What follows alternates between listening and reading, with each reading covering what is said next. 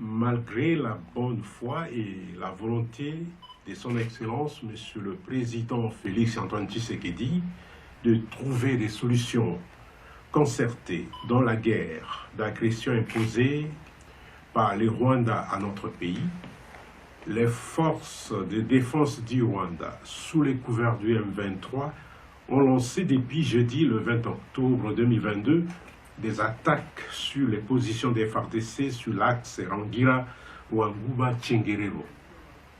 Après avoir essuyé des revers sur cet axe où elles croyaient s'emparer facilement de cet important tronçon routier en vue d'empêcher le ravitaillement des forces loyalistes, une autre offensive a été lancée sur l'axe Kamugenga, où les affrontements se poursuivent.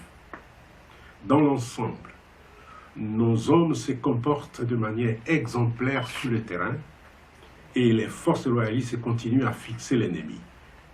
La situation est sous leur contrôle dans tous les fronts.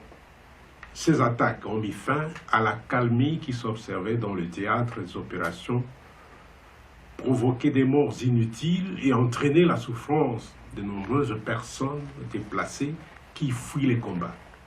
Au total, un civil a été fauché par les bombes rwandaises et 5 autres personnes blessées dans l'axe Rangira-Wanguba-Tchengerero.